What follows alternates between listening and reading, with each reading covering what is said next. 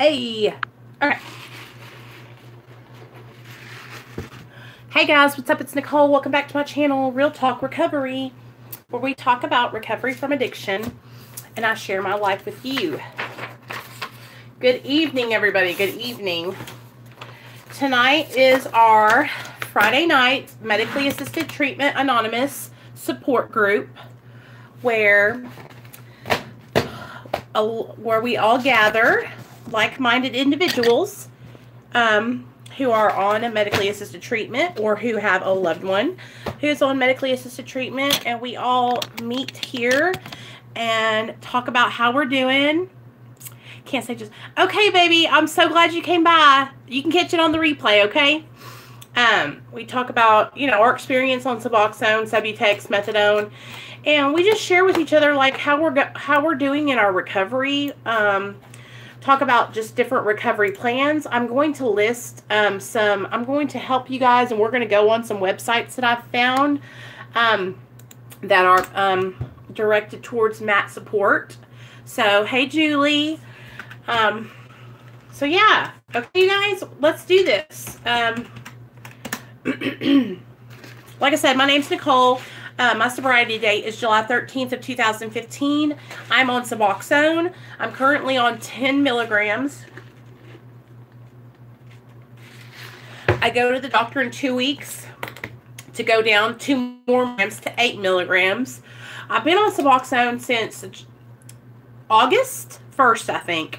A little bit, maybe even a little bit after that. You're on 12 milligrams too. That's what's up. And that's what I started out, or I started out on 8, you guys, and I went up to 12 because I felt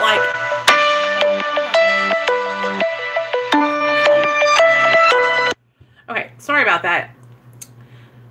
That number calls me every single time I get on a live stream. I don't know. It's a 1-800 number. I started out on 8 milligrams, and I was like, I don't know. I just felt like it wasn't holding me, right? And so they bumped me up to 12. And I've stayed at that for the last 3 years. And now I'm working on tapering. So that's why I'm on 10, because I'm trying to taper off. I was actually talking to my husband this morning, you guys, about... Oops, sorry, guys. He is also on Suboxone. Oh, we're on a medically assisted treatment program, Lou. It's for opiate use disorder. And medically assisted treatment is a program that a lot of people utilize now with the opiate epidemic and heroin and all that stuff. What it is that it's an opioid antagonist, and it also has a blocker called naloxone in it. And it helps people who are coming off of opiates, and it also is used to... It's like a support while you are working on your recovery and trying to stay away from illicit drugs. You get on this medication, and it's like, I call it insurance on my recovery, right? And so if I was to fall back, say I wanted to go out and get high and do fentanyl or heroin or whatever, being on Suboxone is a deterrent because it stops me from being able to abuse opiates. And it's really helped me with... I guess it's helped me a lot with that aspect, but being a polysubstance addict where I abused multiple substances and I was addicted to multiple substances, methamphetamine being like, if I had to choose between opiates and methamphetamine, like those two things, like I couldn't choose, like I would like both of them. So I've really had to learn how to find what works for me in staying sober, you guys. So anyway, I wanted to come on here today because I want to just let everyone know who is on medically assisted treatment, guys, that you're not alone and that your recovery is valid and you have to find what works for you. I cannot tell you guys how many years I spent like struggling to get sober, struggling with relapsing. I was what they call a chronic relapser. I would get sober for a short period of time and then relapse, and it was just a back and forth. Like I was a high risk client, high risk patient, because I couldn't put together any amount of time that was sufficient, you know. Um, and then a lot of the things that held me up was like when I would get sober, I would like we were talking the other day, I wouldn't change or take all the suggestions that were given to me. So when I think what happens, you guys, is it's like divine intervention, right? When you get sober, so many things fall into place. We were talking about this the other day. All these like amazing, it's like a domino effect of things that happen. And for me, it was like things just weren't happening. So when I got on Suboxone after coming out of treatment, because I went to treatment for 30 days, came out of treatment, and I got put on Suboxone. And it gave me a chance to build my life up and get my fines and get all the legal stuff that I needed to get straightened out. And, but anyway, let's look at some stuff. So, okay. I found this, y'all, I found this recovery community. It's called, it's at matsupportcommunity.org. Okay. And the guy's name is Terrence. And I was talking to him the other day on email. So I want to read to you guys he has a website. And it's called Mat Support Community. I think you guys are, this is cool. This is how I want my website to be. Supporting recovery for everyone, because together we are strong. Okay? Here we go. Medication Assisted Treatment Support Community. Our MAT Support Community is a welcoming community, benefiting all who are affected by the disease of addiction on their personal journey to recovery. Participation in a support group can support the treatment program, including taking medication as prescribed and attending counseling sessions, provide a sense of belonging and fellowship, connect you with resources, support and accountability, remove the fear of success, and move from learning about the disease to living with the disease. We hold regular open discussion meetings that are confidential and judgment-free. We welcome anyone who's interested. Come to a meeting, share, educate yourself, find acceptance, experience, and love. I see a red-haired baby. That's Daddy. You did? Yeah. Good. Okay, so they have meetings, you guys. If any of you guys live in Ohio, they have meetings from 6 to 7:30 p.m. We live in Ohio. At the Center for Addiction Treatment. We live in Ohio. Hey, baby. Hey, Mom. Go upstairs and watch your show. I have to tell you something. We live What? in Ohio. We live in Arkansas. No, we live in there. Okay? Give me a kiss. Okay, go. So, at the Center for Addiction Treatment in Cincinnati, Ohio. So, they have meetings like in person. Okay? And that's what I'm trying to find, Annie, is if there is a online meeting. I don't think there is. These are in-person meetings. Let's see. I talked to him on the phone the other day. He has events they're all in Ohio. Okay.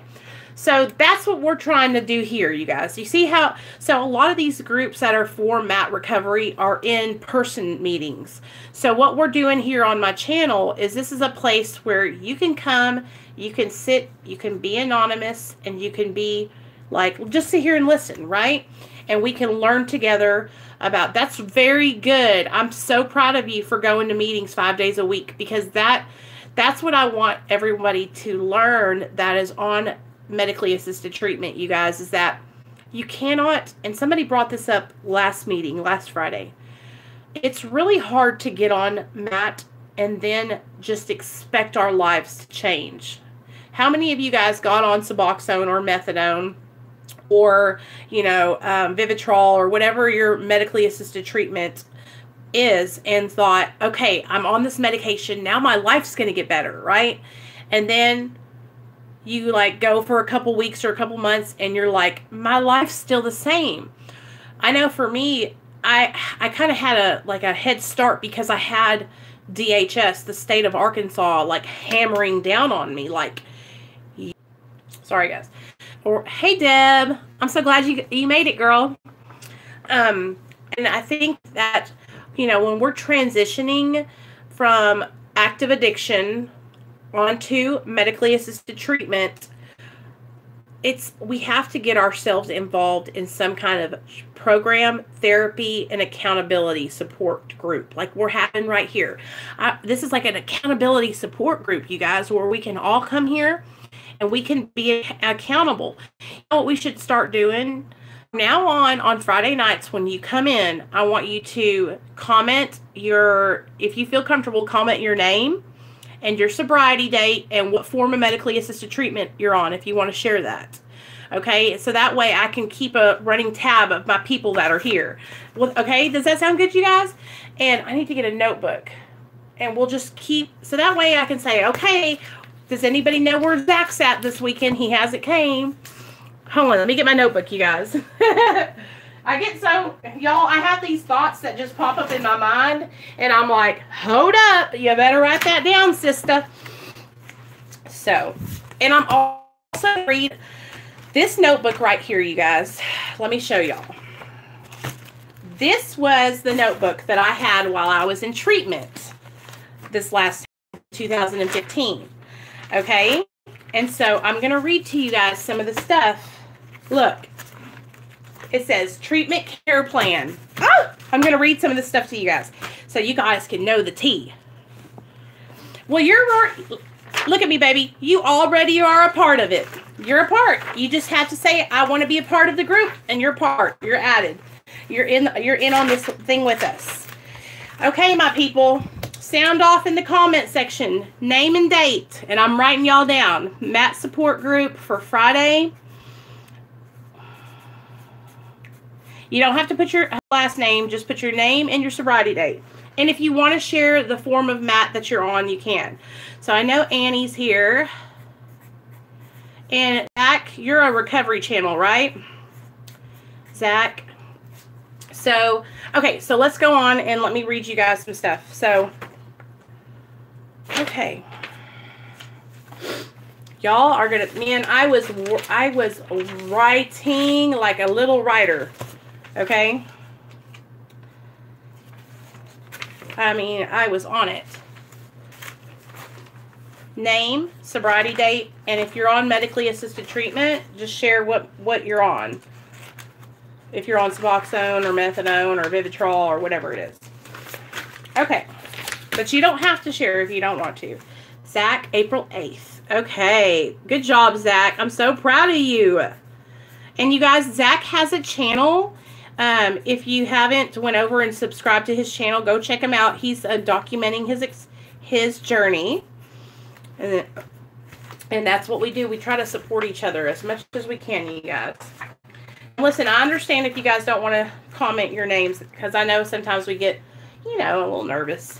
Annie, 32819. And this helps me so that way I can look back on this notepad, right? Oh, shoot. Hold on, that's me. Hello?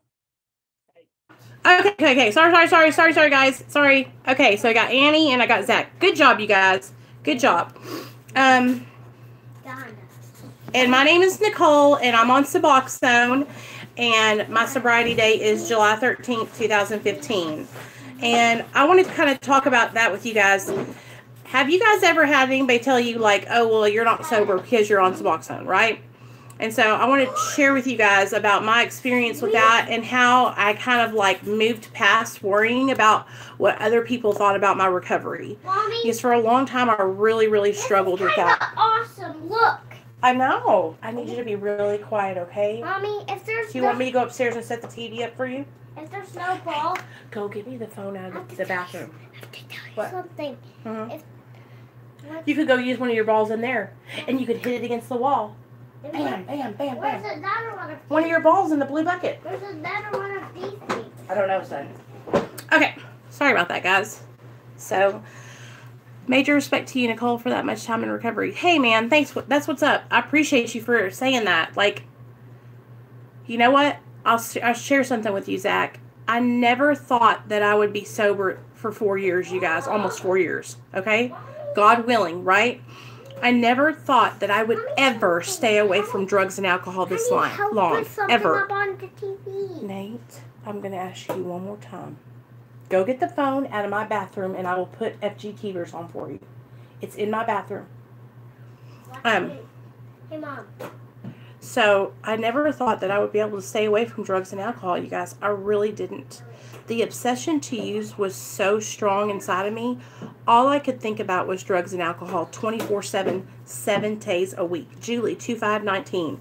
Good job, Julie. I'm so glad that you, and you guys, I know that it takes courage to say your name and say if you're on medically assisted treatment. And I really think that I'm just so proud of you guys. So that's what's up. Okay, so I never thought I would stay away from drugs, okay? Never, okay? It's been such a miracle every day that I wake up and I don't have the urge to shoot meth or eat Roxy's or shoot Roxy's or drink alcohol or smoke pot or toot lines. You do this and I do the Nate, I told you. Hold on, guys. Hold on 1 second. Go. Go. Upstairs. Upstairs.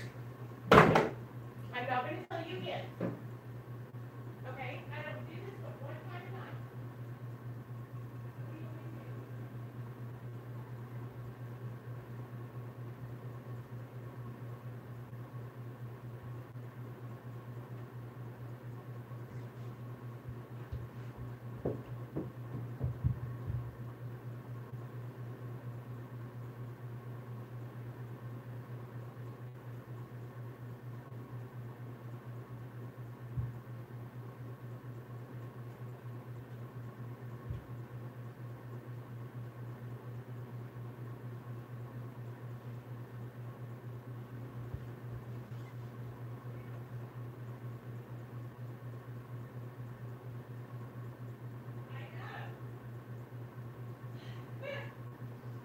Okay.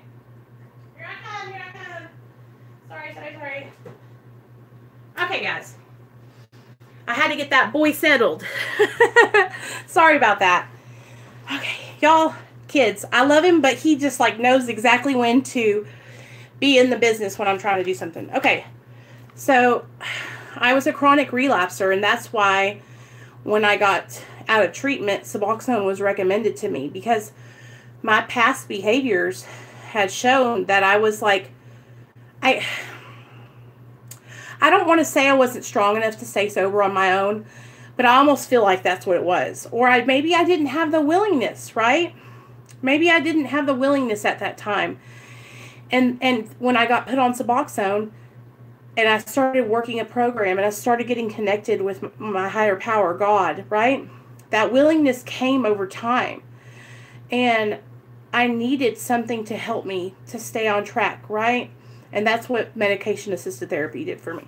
So, Zach, you can do this. Julie, you can do this. Annie, you can do this. So let me share about you guys about people saying you're not sober when you're on Suboxone. Let me share with you guys how I look at things and how my perspective, okay? For a long time, it used to really bother me when people would say that, because I would think, how dare they? How dare they say that about my recovery, right? And then I thought, that's exactly what it is. It's my recovery. Every person's recovery is unique to that person. No two people are going to get sober the same way. No two people are going to have the same experiences, right? With Suboxone, you guys, it gets into your system and it builds up, right? So you don't get euphoria off of it. You just kind of like chilling out, right? It just builds up and you don't feel anything. So whenever somebody would say that to me, I would get so offended, right? Good job, Shelly. So Shelly T says she has not relapsed since she's gotten on Suboxone, and she loves the person she is today. And that's the goal, is that we want to have that stability in our life. And Shelly, I'm so proud of you, girl, because that's how I feel. I feel like this is something I've never had before in my life. I've never had this kind of stability. And I can't believe it took me this long to get to a point where I could have this life, you know? I never thought in a million years that it's like, it was too simple to be true. Like, why didn't I just reach out for help earlier, right? I should have reached out. Shelly, it's not too long. So you've been sober since 2012? Huh? What's your sobriety date, girl? So I can write it down. Next time you come in, I'll know. And that way, if you have a birthday, I can wish you happy birthday, okay? So, yeah, girl, we're truce. That's why I unblocked you. What was I going to tell you guys? So, 2006, 9, 2012. Hell yeah, Shelly. That is what's up. So, anybody who tells you that being on Suboxone for X amount of time is too long, I want you to understand something right now. That is their opinion, okay? That is not fact, okay? I'll share some facts with you. Facts are that medically assisted treatment is aiding in saving lives. People who are on medically assisted treatment are not relapsing and going through the system over and over and over again, right? They're getting out of treatment, getting on Suboxone, and they're staying stabilized. So, long-term treatment on Suboxone, there's absolutely no studies or anything that should support otherwise that it shouldn't be used long-term, right? That's just somebody's opinion. A lot of people have opinions, but that doesn't mean that they're correct, you know? I know for me that if I had gotten on Suboxone and then just gotten yanked off of it, you know, I probably wouldn't be sober today. But by being on it for 3 years and during those 3 years, like I said, you guys, this is crucial. Getting into meetings, going to AA, getting a sponsor, getting sober support outside of AA, like you guys here, right? And my girlfriends that are sober and my husband and my family, and doing the 12 steps and having that therapy has been so important, you guys. Like it's saved my life. It's what's changed my behaviors and helped me to change. Because before I was just on Suboxone and I was still the same drug addict. That's why I've struggled with overtaking my medication. And we talked about this last week. A lot of us, when we get put on Suboxone, if we don't get busy with therapy and a recovery program, and if we don't get busy learning about the disease of addiction, then what will happen is our addiction will just manifest itself in our areas of our life with our Suboxone, and we'll be popping our Suboxone like we were popping pills back in the day. And the thing about Suboxone is it's a complete waste to just pop them, because you're not going to get anything out of it. It's just wasting the medication, right? So, speaking of the disease of addiction, let's talk about the disease of addiction and let's learn a little bit about the disease of addiction, okay? So in the AA Big Book, this is what I read out of a lot. You can get the Narcotics Anonymous one, you can get the Alcoholics Anonymous one, whichever one floats your boat, okay? But I always read out of this one. They have a chapter called The Doctor's Opinion, okay?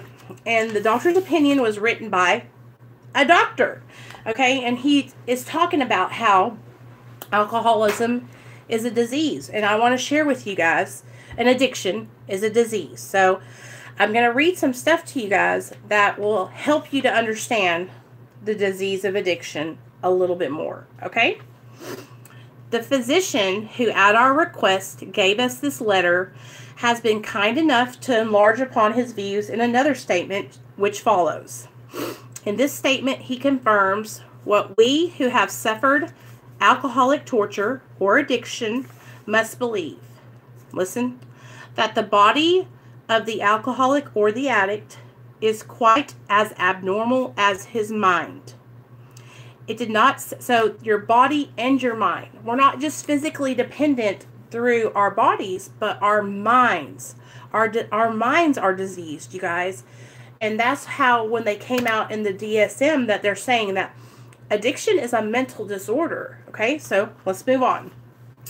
It did not satisfy us to be told that we could not control our drinking or using just because we were maladjusted to life, that we were in full flight from reality, or were outright mental defectives.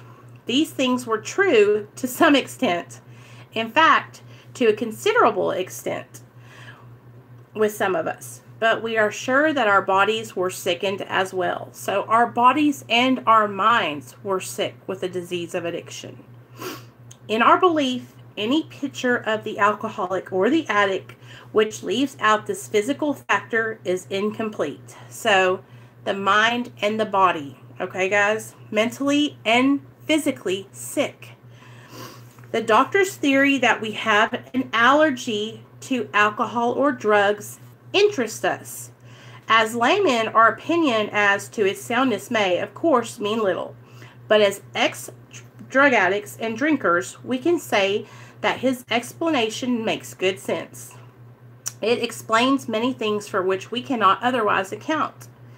Though we work out our solution on the spiritual as well as altruistic plane, we favor hospitalization for the alcoholic or addict who is very jittery or befogged. More often than not, it is imperative that a man's brain be cleared before he is approached, as he has then a better chance of understanding and accepting what we have to offer. So, right there, our bodies and our minds are affected by the disease of addiction. And the disease of addiction is like an allergy. It's like sitting there dormant inside of us, right? And we don't know it's there, you guys, until we take drugs or alcohol into our body. And it sets that. The disease of addiction runs in our family, right? But I know for me, my grandparents were alcoholics. And my mom's brothers and sisters were addicts. But when I was growing up, you don't think when you're growing up, oh, well, I need to be careful smoking this pot or trying this cocaine. I might have the disease of addiction inside of me, right? Because my parents weren't educated about the disease of addiction. So me being a recovering addict, and I have this knowledge that my son could be affected by the disease of addiction. It could be genetically passed on to him. So as he gets older and grows up, I'm going to make sure that I let him know, hey, you might have this allergy inside of you. And if you start doing drugs and alcohol, you will react to it differently. And you're going to like it, son. And I don't want you to get strung out, right? So, Annie, you are a typical textbook addict girl. I'm the same way. I've had eating disorders. I've had, anything that I can change the way I feel with. Food, sex, drugs, rock and roll. I'm going to take it and try to get every little bit of it I can, right?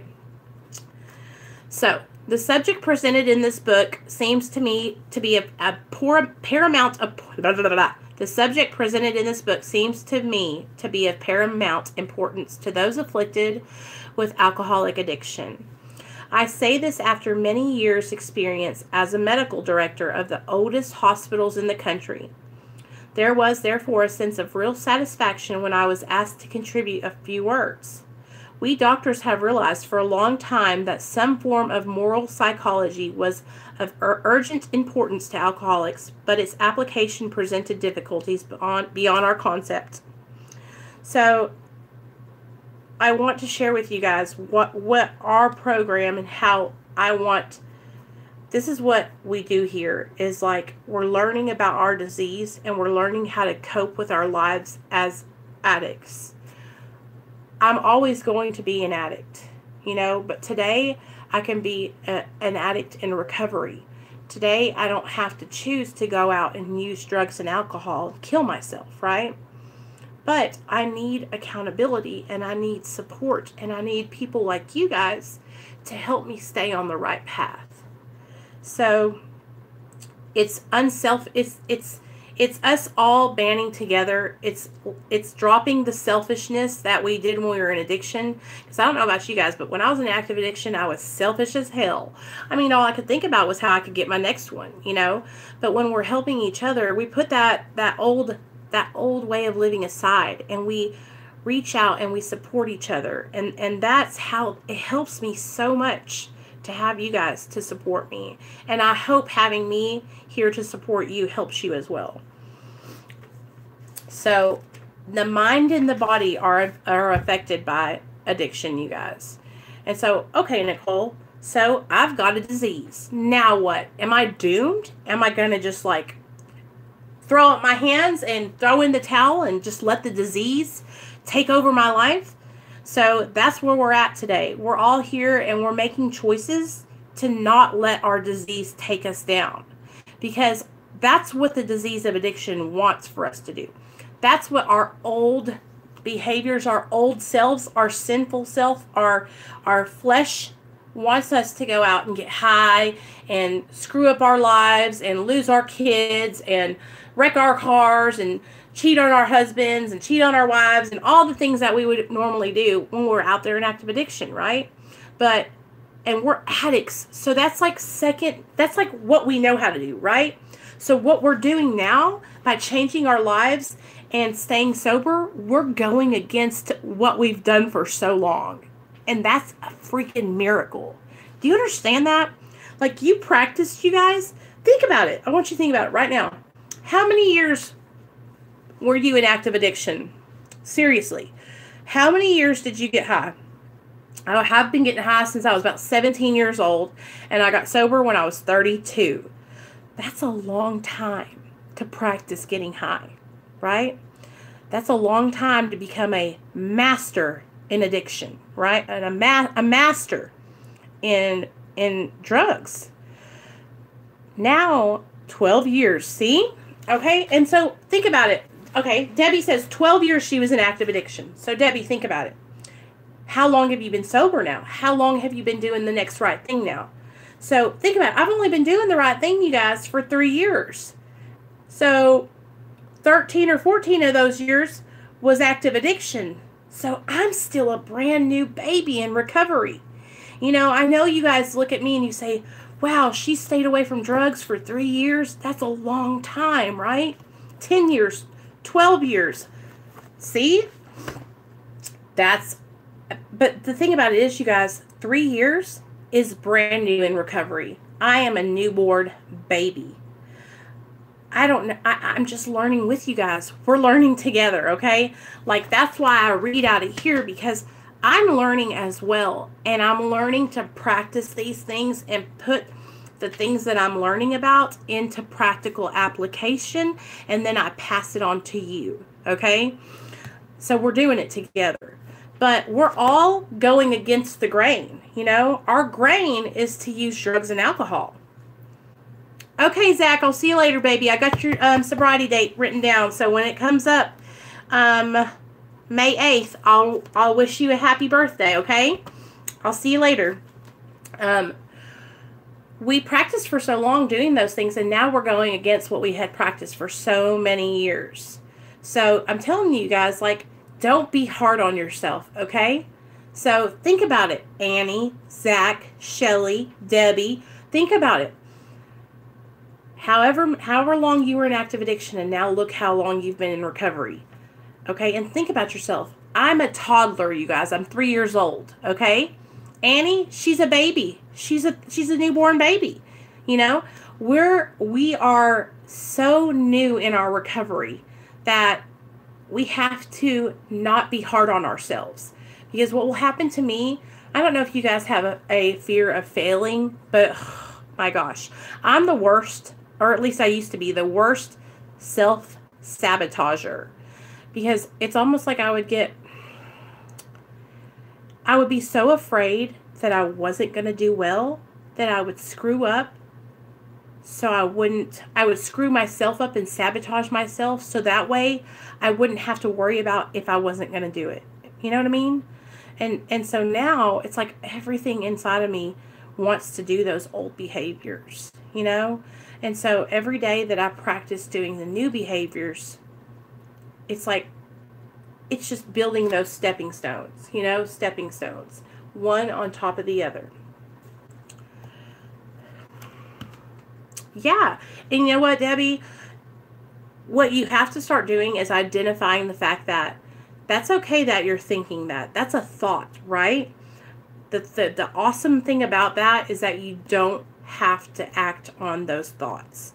But what we need to do is we need to get down to, why are we having those thoughts? What is triggering me? Am I having stress? Am I not getting along with a loved one? Are me and my husband fighting? Are my kids driving me insane? Do I need a break? Do I need to, do a self-care day? I don't know if you guys do this, but once a week, I have to have a day where I can just chill out, right? Where Neil's here and he can watch Nate and I can just be alone, be in my little zone.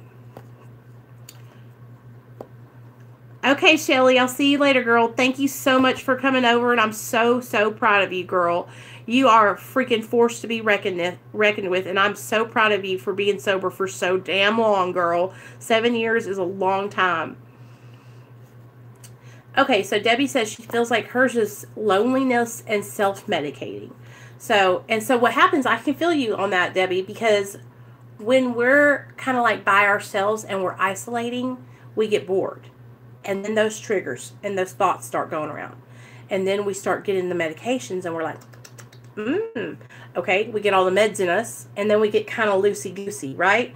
And when you get loosey-goosey and those inhibitions lower, then those thoughts about the crack and the cocaine come in because we're like feeling it, we're like, hey, and then we're like, ooh, it would be nice to get some stuff now, So what you need to start doing, Debbie, is working on getting out of that isolation mode. Work on getting out of that loneliness. And even if it's like, you and your kid, like, take a walk down the street to go to the park and be out in the sunshine and do a live stream on your channel, because I know you have a channel and you can, live stream and talk to everybody like that. Or if you have somebody that could watch your kids, and so you could get out and go have like a night where you go and have a meeting and go to some sober fun, but isolation is the worst because it's like, oh, you're all alone in your head, right? I've never been alone since I've been in recovery because me and my husband got sober together, right? Yeah, see?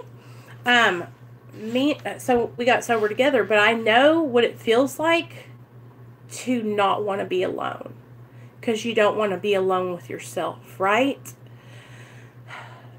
For the longest time, I would get a man. It didn't matter who he was, because I just needed somebody to fill that space. You know what I mean?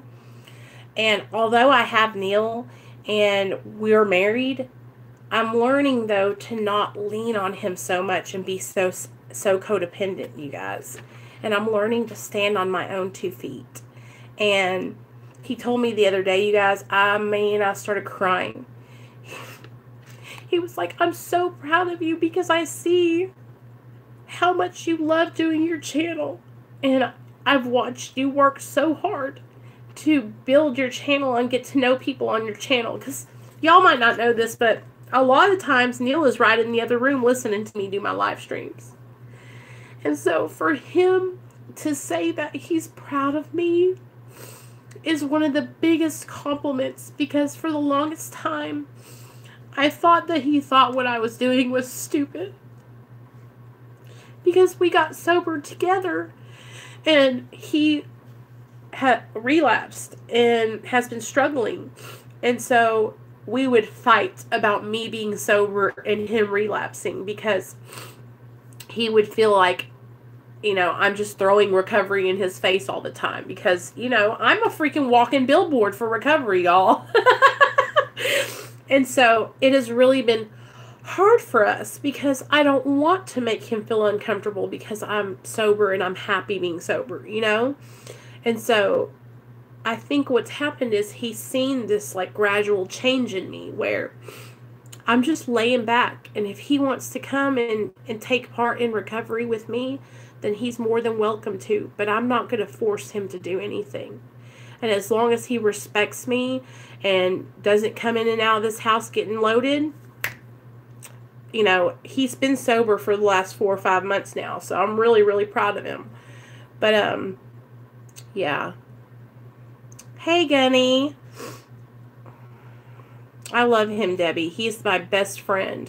But it's been very hard, you guys, because we're both in very different places in our recovery. And that sometimes is difficult because, you know, I'm trying to go this way and he's trying to go that way. And I'm trying to get him to go over here and go this way with me. Okay, so let me read this to you guys because I think this is important too. So it says, we believe and so suggested a few years ago that the action of alcohol on these chronic alcoholics is a manifestation of an allergy, that the phenomenon of craving is limited to this class and never occurs in the average temperate drinker. So the phenomenon of craving doesn't happen to people who do not have the disease of addiction. So you know how I'm always telling you guys, like, you can line up 5 people. You can give 3 of them cocaine. And, well, you can give all 5 of them cocaine, and 3 of them will be like, get that stuff away from me. And they will not like the way that makes them feel. They'll say they feel out of control, blah, blah, blah. And then the other 2 will have that allergy that says, and the minute that cocaine enters their system, or the alcohol, or the pills, it's almost like the switch gets flipped, right? And it's like, we want more, more, more. That's that allergy that kicks in that only addicts and alcoholics have. It's that manifestation of that allergy. These allergic types can never safely use alcohol in any form at all. Okay?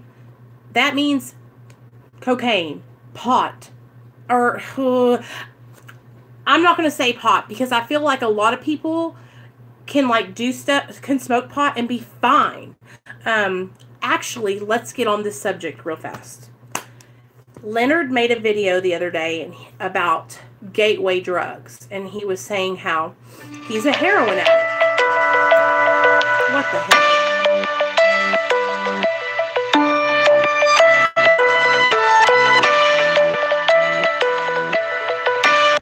Okay.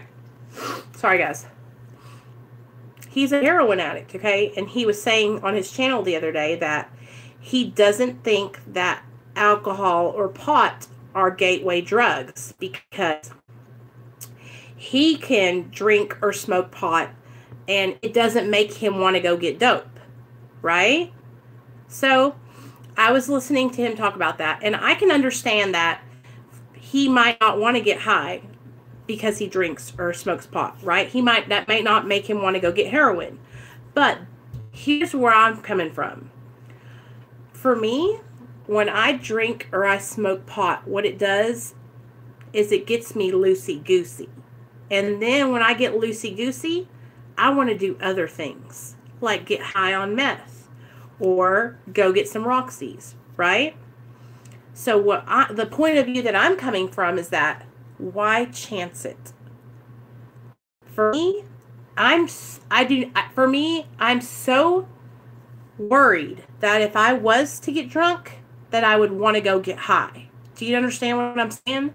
Because I've experienced getting drunk on alcohol before and then wanting to go get high on cocaine because I was so drunk I needed to sober up. Do y'all know what I'm saying? I know y'all know what I'm saying. So for me, I cannot tempt myself. I cannot test the waters. Do you know what I mean? Now, and that's right now. I'm 3.5 years sober. That might change. In 20 years, maybe I'll be able to drink a little glass of wine. But I'm telling you guys right now, I cannot even try it. Because for me, I'm not going to just drink one glass of wine. I'm going to get throwed. Do you know what I'm saying? I'm going to lose my shit. You know what I'm saying? Yes, Debbie, me too. When I get drunk, I want to do stimulants to come up off my drunk. You know, and that's what I'm talking about. That I don't think weed leads people to crack or leads people to heroin. But what I think alcohol does is it lowers our inhibitions. And with marijuana, I think if you have a medical card and you're getting it from a dispensary, then that's a safe way to go. But the problem that I have with marijuana is that I worry for people who smoke pot and are buying from a dealer. Because while you're buying from that dealer, he might have your drug of choice. He might have cocaine. He might have crack. He might have Roxy's. He might have heroin, you know? So that's why I worry, because I feel like as an addict and an alcoholic in recovery, buying pot from a drug dealer puts me in a compromising situation. You know what I'm saying? And so I don't want to test those waters. You feel me? It's just too much of a risk factor for me. And in my lifestyle today, having a son and a family, I can't do those illegal things. I can't go and meet up with drug dealers to get marijuana. You know what I'm saying? Like, yeah, and so that's why I listen, I don't knock anybody. If you are a medical marijuana smoker and it helps you to not go out and shoot heroin, then you do what you got to do. Same with me. I take Suboxone because it helps me to not go out and shoot dope. So I respect your choice of recovery. I just want you to look at things from my point of view and protect yourself. If you're buying drugs from a drug dealer, maybe you could change into a dispensary. You know, if you're drinking, maybe you could be a little careful and don't get drunk and wasted, because I don't want you to make a bad decision when you're drinking. You know, I've had friends who got sober from opiates and then became raging alcoholics and drove their cars and crashed them all over the place. But they're like, oh, but I'm sober. But you're getting DWIs. Like, no, baby. That's if you're doing that, that's not healthy. You know, that's not what we want you to do. We want you to be healthy, and we want you to be happy. And abusing alcohol is not healthy, right? So that's where I'm coming from, you know, and I don't ever want to hurt anybody or make people feel like I'm judging, because I'm not judging. I just want you to protect your sobriety, because I used to straddle that fence for so long too. Believe me, the only reason I can share it with you guys is because I've had experience. I used to just drink too, and I literally turned into an alcoholic overnight. You took away my drugs of choice, and I would drink until I passed out every night. And I would wake up drinking because I had to drink. Because if I didn't drink, I didn't feel okay. Listen to this. These allergic types can never safely use alcohol in any form at all. And once having formed the habit and found they cannot break it, once having lost their self-confidence, their reliance upon things human, their problems pile up on them and become astonishingly difficult to solve. I cannot tell you how many times I've gotten wasted on drugs and alcohol, and I get a DWI, my car goes into the impound, my son gets taken away, I lose my job, and every single thing, and they just one after another, after another, after another. The message which can interest and hold these alcoholic people must have depth and weight. In nearly all cases, these ideas must be grounded in a power greater than themselves if they are to recreate their lives. So, when we're sharing our experience, strength, and hope with each other, it's through me and you sharing what we've been through, right? And so when you hear me say, when I got drunk, I wanted to get high on cocaine, and that is something that you've experienced before, you're like, hey, this girl knows where I'm coming from, right? And so we relate on that together, you guys, and that's what brings us together. Okay, one more thing. Changing the way we think. Here we go. After they have succumbed to the desire again, as so many do, and the phenomenon of craving develops, they pass through the well-known stages of a spree, emerging remorseful with a firm resolution not to drink again. This is repeated over and over unless this person can experience an entire psychic change. There is very little hope of his recovery. So right here, it explains to you that after you get wasted, the phenomenon of craving develops and you go into a spree. I mean, you just go off your rocker. You're getting high. You're getting loaded. You're partying, right? And then stuff starts fucking up. And you wake up the next morning and you're sad and you're upset and you're disappointed in yourself. And you're like, I'm never going to do this again, right? but then you repeat it over and over. Unless what happens? We have a psychic change. So I know you guys are like, what do you mean having a psychic change? What are you doing, girl? We're going to have psychics on the channel now, right? A spiritual experience. A change in the way you think. Your perception. Everything. You know how, I don't know about you guys, but the way I used to think was, getting high is cool. I love getting fucked up. I'm that bitch. I'm that bitch, right? I loved getting fucked up and nodding out, right? I loved shooting meth and being tweaked out and running around. The way I used to think is I don't even look the same. I don't even speak the same. I have literally had a total overhaul in personality and perspective and the way I think about drugs and alcohol. Today, I think about drugs and alcohol as killers. I think of drugs and alcohol as poison to my system.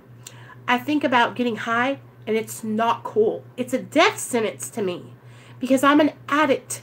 And if I take on drinking or using, I'm going to kill myself. 3 days, no sleep, no eating, then hate myself, then do it again. I love this. Yeah, so, and that's what happens. We have to have a change in our perception. Something just happens, you guys, and that's what we're working towards here. We're working towards changing the way we think and becoming better people, you know? Because when we're in active addiction, we're not only hurting ourselves, but we're hurting everybody who loves us and cares about us. And I don't know if you guys thought about it that way, but I used to think, I'm not hurting anybody. I'm just getting fucked up. I was hurting so many people, you guys. My family was watching me die a slow death. Spiritual experiences, you guys, anybody can have one. Some people have these spiritual experiences or these sudden experiences where maybe they have a near-death experience. Maybe they wake up in the hospital bed on an overdose, but while they were there, they were sleeping and they see God come to them in the light, right? And then a lot of us, most of us, experience a spiritual experience over time, right? We have to learn and grow.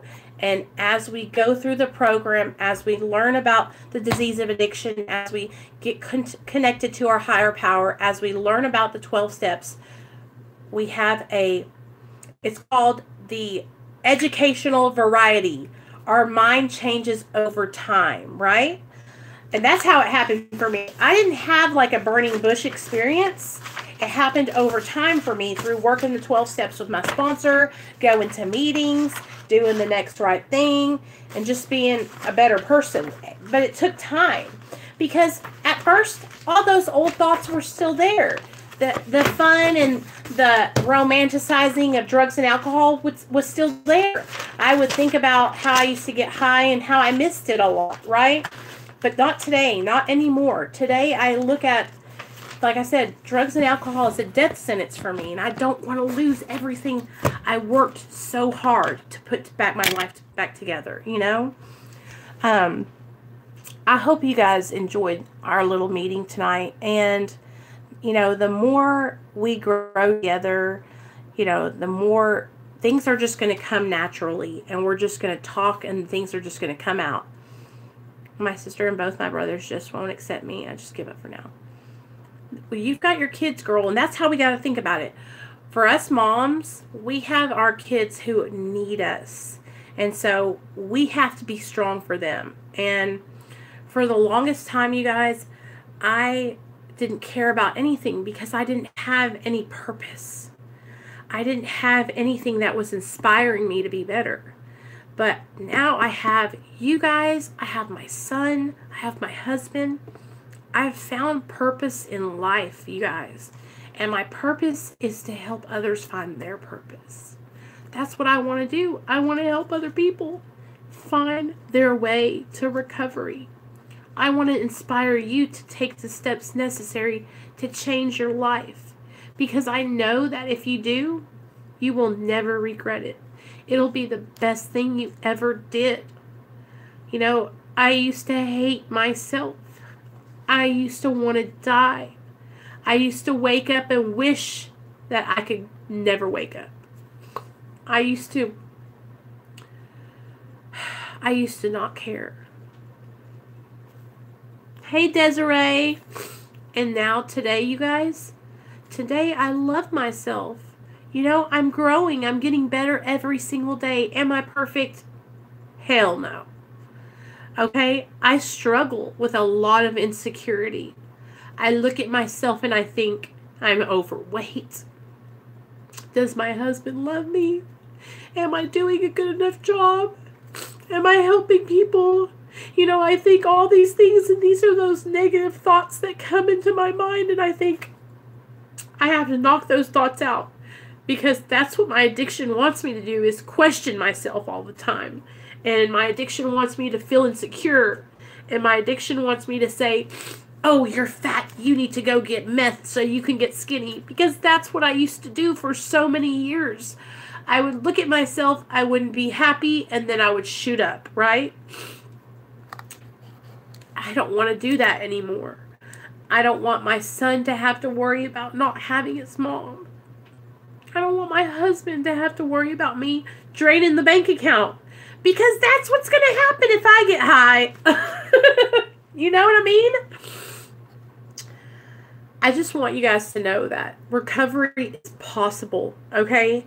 If you're on medically assisted treatment, then you're taking the first step towards your recovery, okay? Do not be ashamed of needing the help. Do not be ashamed. Oh, Desiree, thank you, girl. Shout out Chicago. Me and my family, me and my boy and my husband went to New York in July of 2015, and we went through Chicago, and it was really cool. We had a deep dish pizza, and it was so good. Hey, Nicole, I saw a video that said Nick. Was that video for me? Oh, no, baby. That's what everybody was asking, if it was about you. I'll tell you what happened, Nick. There's another guy, but he's not in recovery. He's just like a regular YouTuber. And, hey, Bama, where you been, girl? And he supposedly died in a car crash last night. So, I'm not sure what's going on. But, no, baby. And I made sure I told, because I think Cindy commented under the video, and she said, is this Nick that has a channel that's in recovery? And I was like, no, not Nick. Not that Nick. Nick and Jesse Nick. So the people, y'all know who I'm talking about.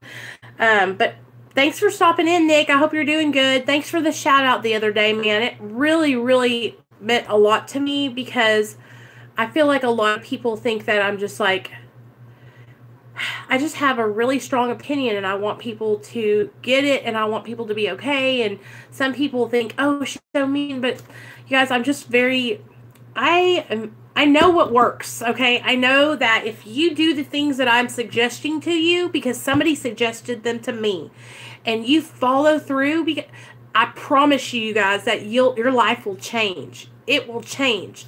The 12 steps have saved my life. Therapy has saved my life. You know, Matt, all these things combined saved my life, and they have helped me so much. Hey, holla at ya, boy. I want you guys to know that, like, all you have to do when you're trying to get sober is take some guidance and take some suggestions.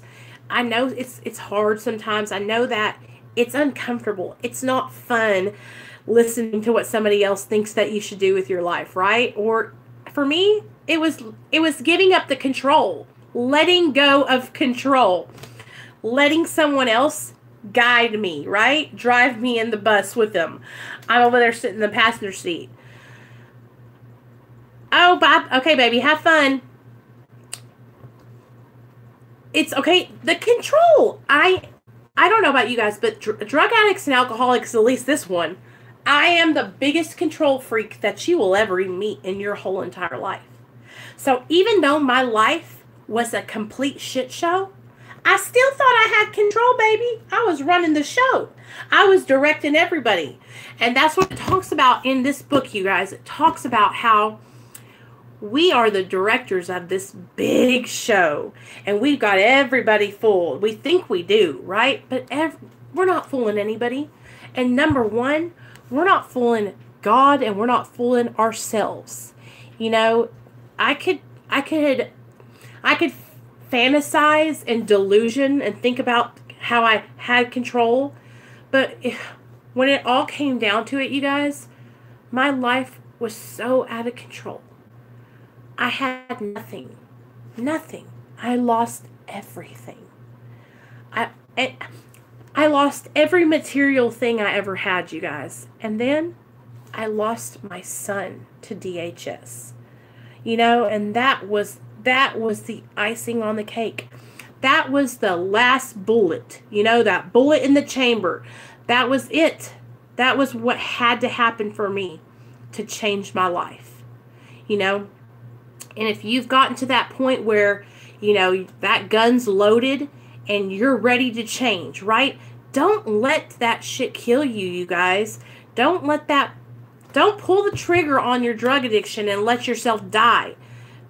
Bail out and come on and let's do this. You're not alone. You don't have to do this on your own. That's the whole awesome point about this, is that for so many years, I thought I had to do this all alone.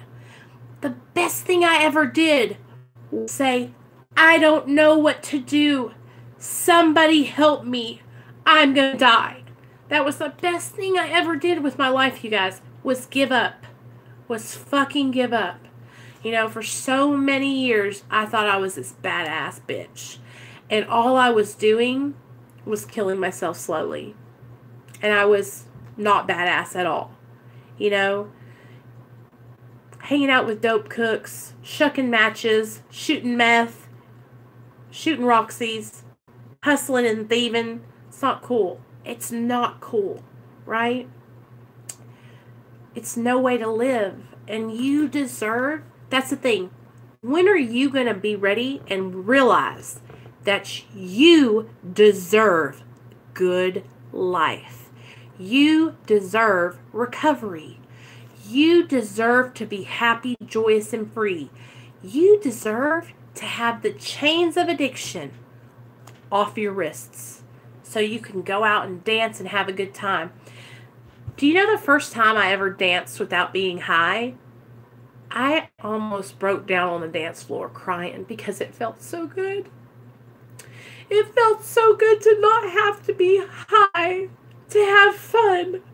Was it scary? Was it awkward? Did I feel weird? Fuck yeah.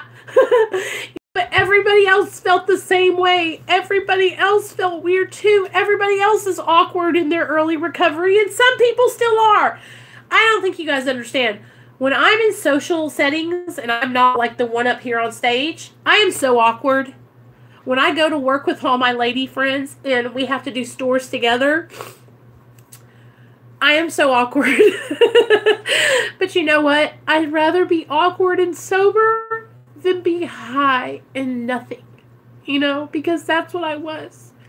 I was always just high and checked out of life. And today I can be present and I can be a part of something, you know? And that's what I want for every one of you guys. I want you to be able to be a part of something.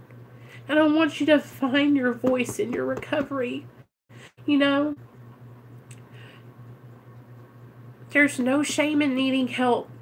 And that's why I made my channel, because I want it to be an open place where you can come and we can all sit here and talk amongst ourselves and gather support from each other.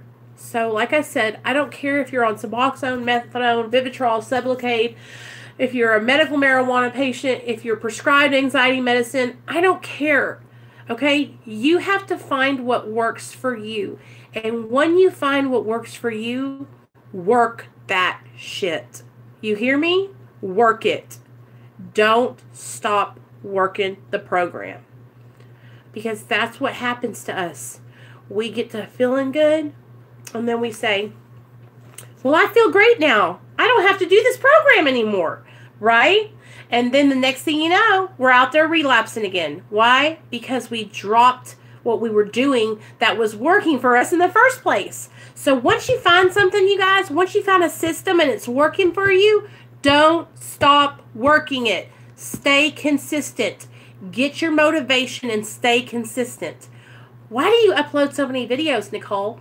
Gosh, she's always on YouTube. Because I found my system and what works for me, and I'm staying consistent. This is accountability for me. This channel, y'all help me stay accountable.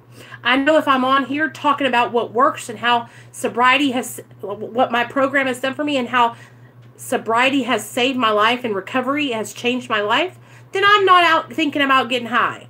I'm not over here alone in my head, right? So, you know what? Find what works for you and do that shit. Do it to the best of your ability, okay? That's what I'm trying to do. I'm trying to make recovery my bitch. I'm trying to do recovery to the best of my ability. I'm trying to practice everything I can so I can be a better person, right? I'm not perfect. I make mistakes. I get my feelings hurt. I'm emotional. I'm insecure. I'm a little bit crazy. But you know what, you guys? I'm trying. I'm trying to do better, and I'm trying to stay sober and stay on the right track. And I'm doing it. I'm doing it. That's the thing. I'm doing it. And you can too. So don't get discouraged, you know?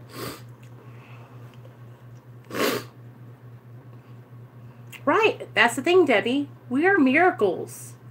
We are miracles, you guys. There is no explanation for why we're alive, except that we are miracles and that God or your higher power or the universe or nature has a purpose for you. There's a reason why we're here. You guys, I'm telling you right now, no other human being can pump their veins full of dope like I did, walk down the street naked, and not die or get raped and killed. We have purpose. Find your purpose, find your program, focus on it, and work it. Consistency, motivation, push yourself. Push yourself. Do not stop, okay?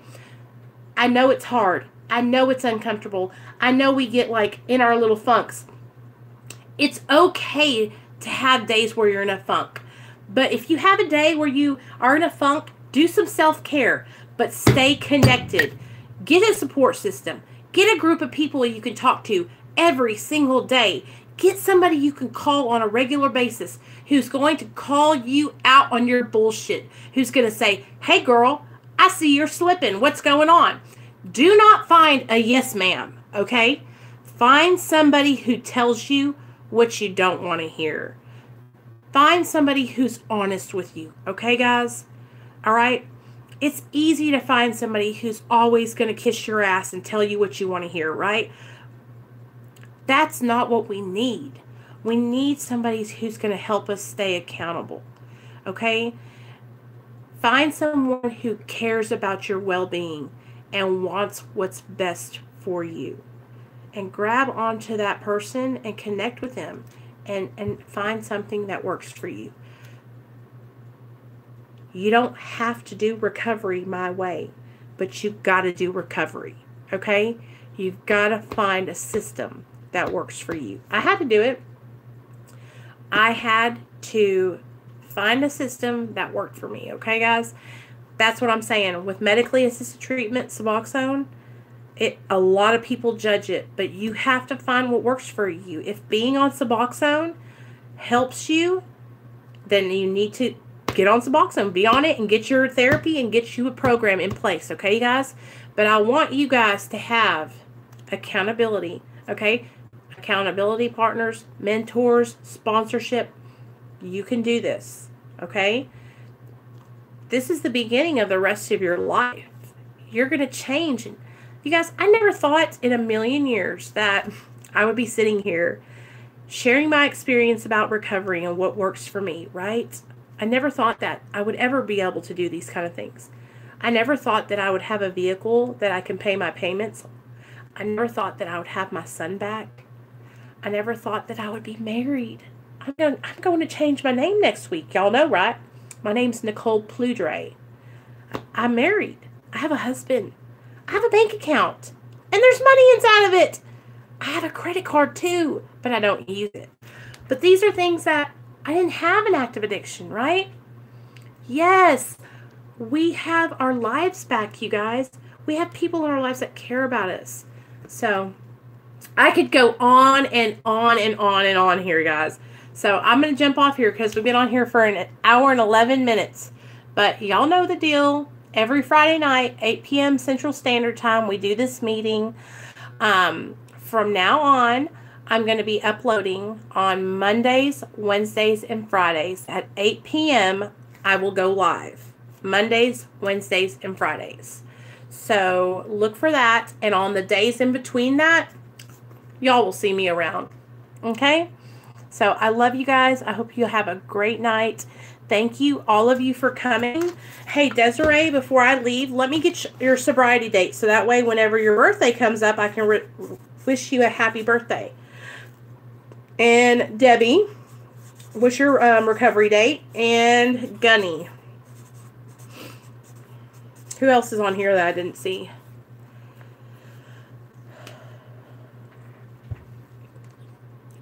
June 10th. Okay. Desiree says June 10th. June 10th. Gotcha. Oh, Bama's in here too. Bama, what's your recovery date? I'm writing everybody's dates down. And I will keep them on me so that way I know. So that's the deal, y'all. Every Friday at 8 p.m. Matt support group. And then Mondays and Wednesdays. I don't know what I'm going to do on Mondays and Wednesdays, but it's going to be fun. I think what we'll do probably on Mondays is we'll just kind of like touch base. March 23rd, 2016. Oh, that's awesome, Gunny. I'm so proud of you. Good job, sis. Hey, Captain. What's up, girl? Good job, you guys. 3/31/14. Okay.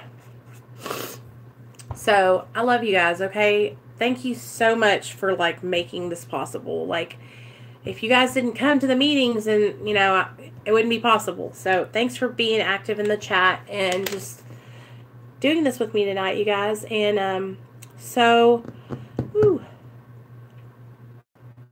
Hey, Desiree, listen to me. The amount of time, we're newborn babies, girl.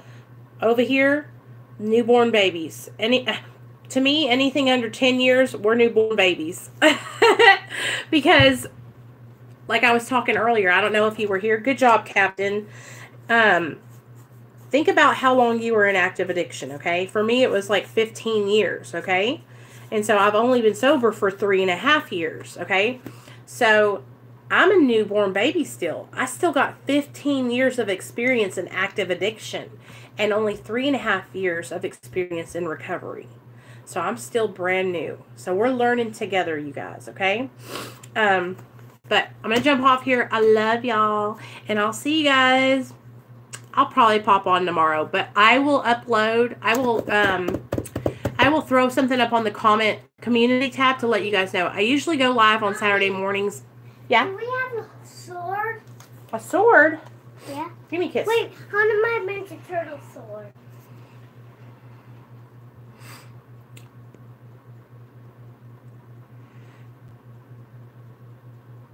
Okay, sorry. Blah, blah, blah. What was I going to say? Oh, tomorrow morning, I always do Saturday morning meditations at 10:30 in the morning. So if you guys want to be here at 10:30 a.m. Central Standard Time, I'll be live. Bama, not Bama, but Captain, I'm fixing to text you, girl, as what's going on. So anyways, thanks for being at the meeting tonight.